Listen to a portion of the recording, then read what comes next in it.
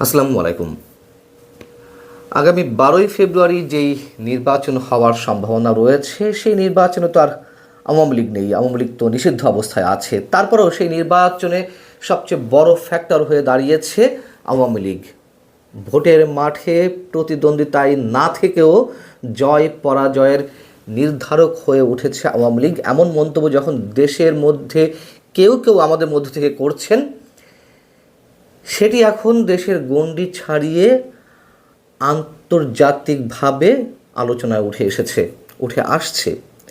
গবেষণাধর্মী আন্তর্জাতিক গণমাধ্যম the diplomat তেমনই একটি প্রতিবেদন প্রকাশ করেছে। আমি দ্য ডিপ্লোম্যাটের অংশবিশেষ আপনাদের সাথে একটু শেয়ার করি এবং নিঃসন্দেহে তাদের হিসেব একেবারে খারাপ নয়, কোথাও কোথাও আমাদের দ্বিমত থাকতে পারে। দ্য ডিপ্লোম্যাট বলছে যে ভোটের আর মাত্র 1 মাসেরও কম সময় বাকি রয়েছে। এর মধ্যে নানান জরিপ পরিচালিত হচ্ছে বিএনপি এবং জামায়াতে ইসলামীর মধ্যে।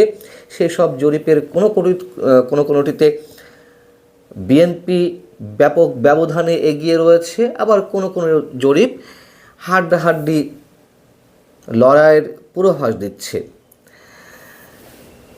ডিপ্লোম্যাট বলছে যে আসন্ন নির্বাচন মূলত দুই শক্তির লড়াই। তারা হলো মধ্য ডানপন্থী বিএনপি নেতৃত্বাধীন জোট বনাম অতি ডানপন্থী জামাত নেতৃত্বাধীন ইসলামপন্থী জোট।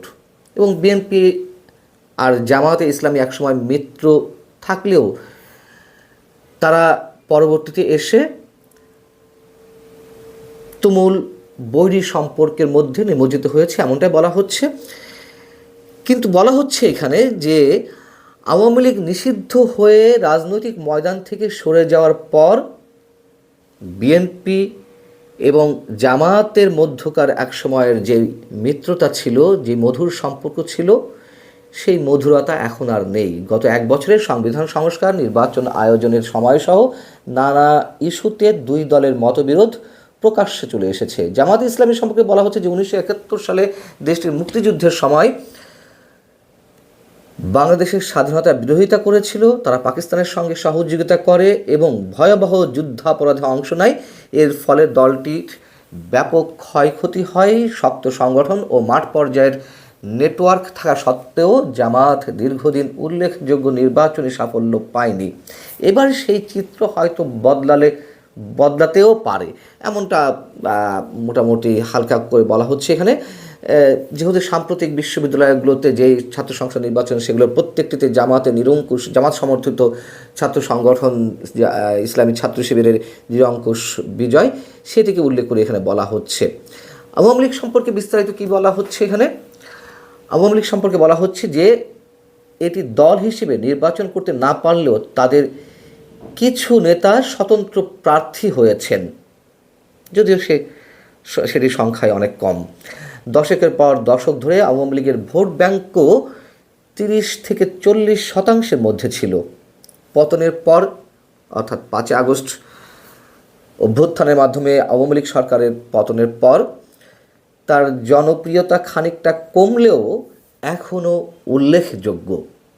আওয়ামী লীগ সমর্থকরা কাকে ভোট দেবেন সেটি এই নির্বাচনের ফল নির্ধারণ করতে পারে, বিশেষ করে যদি লড়াইটা হাড্ডাহাড্ডি হয়। বলা হচ্ছে যে মুসলিম সংখ্যাগরিষ্ঠ বাংলাদেশে 8-10% ধর্মীয় সংখ্যালঘু অতীতে আওয়ামী লীগকে ভোট দিতেন। বিএনপি ও জামাত দুই দলই এখন এই ভোটারদের টানতে চাইছে এবং নেতৃত্ব পর্যায়ে দুই দলই আওয়ামী লীগ সমর্থকদের আকর্ষণ করতে নিজেদের ভাবমূর্তি পাল্টানোর চেষ্টা করছে। এটা আমরা সবাই জানি। জামাত তো ঘোষণা দিয়েছে যে আওয়ামী লীগের যদি কেউ, জামাতে কোনো নেতা এরকম বক্তব্য দিয়েছেন যে আওয়ামী লীগের কেউ যদি জামাতে জয়েন করে তবে তাদের সব ধরনের দায়িত্ব জামাতে ইসলামীর। যেহেতু আওয়ামী লীগের নেতাকর্মীরা দৌড়ের উপর রয়েছে, শত হাজার নেতাকর্মী কারাগারে রয়েছেন, আটক হওয়ার আতঙ্কে রয়েছেন, যাদের ব্যবসা বাণিজ্য সব বন্ধ হয়ে গেছে, ঘর বাড়ি লুট হয়ে গেছে, এখন সব দায়িত্ব জামাত ইসলামী নিতে চায়। আর জামাত এবং এনসিপি সম্পর্কে যেটি বলা হচ্ছে, ডিসেম্বরের শেষ দিকে তারা জামাতে ইসলামী জাতীয় নাগরিক পার্টি এনসিপি ও লিবারেল ডেমোক্রেটিক পার্টিকে জোটে টেনেছে। কী কারণে? আমাদের একজন বীর মুক্তিযোদ্ধা ছিলেন কর্নেল অবসরপ্রাপ্ত অলি আহমেদ বীর বিক্রম।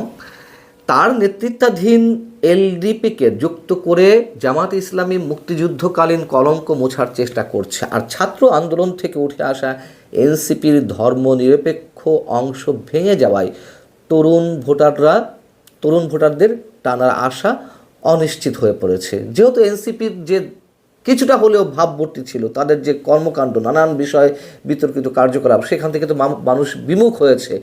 মানুষ মনে করছে যে তাদের সঙ্গে প্রতারণা করা হয়েছে।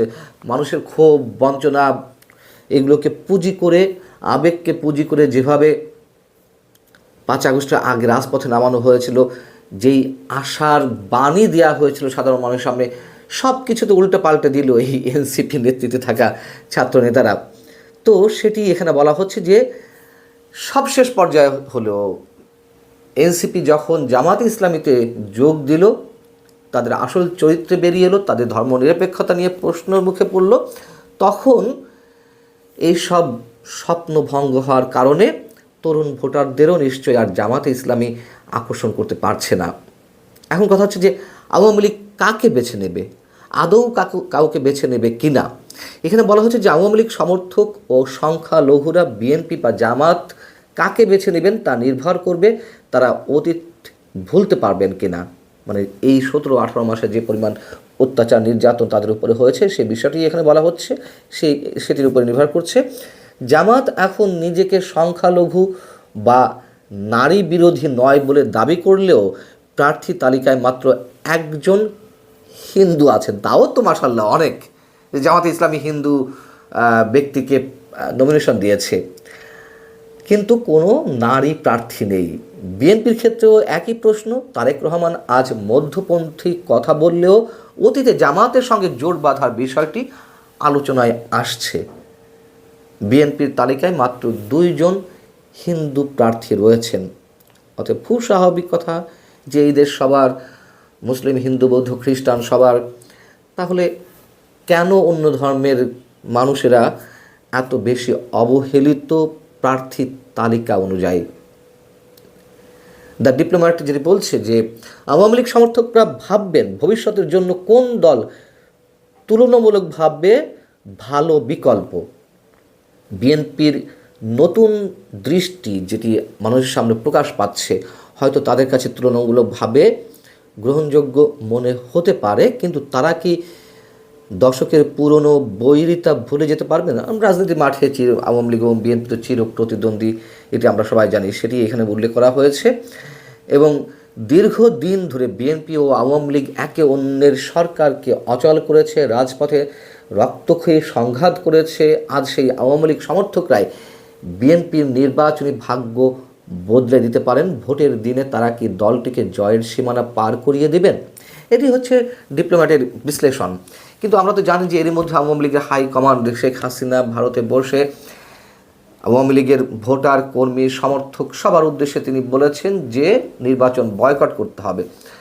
তাহলে যদি আওয়ামী লীগের ভোটাররা নির্বাচনে না যায়, কেউ যে যাবে না সেটি তো আমরা সেভাবে বলতে পারি না নিশ্চিত করে। অবশ্যই অনেকেই যাবেন যার যার ব্যক্তিগত জায়গা থেকে, ব্যক্তি পছন্দের জায়গা থেকে, অথবা কোনো ক্ষেত্রে ভয়ের জায়গা থেকেও কেউ ভোট কেন্দ্রে যেতে পারেন। এখন ভোট কেন্দ্রে যাওয়ার পরে সেই ব্যালট পেপার তারা কী করবেন, ছিঁড়ে ফেলবেন নাকি সিল মারবেন, এটি তাদের বিষয়, আমরা জানি না। তবে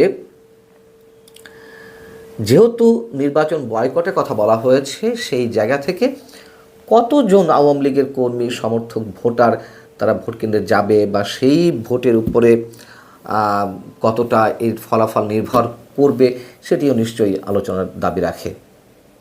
তবে মধ্য কথা এটি যে আওয়ামী লীগই বড় ফ্যাক্টর নির্বাচনের মাঠে না থেকেও। ভালো থাকুন সবাই, আল্লাহ হাফিজ।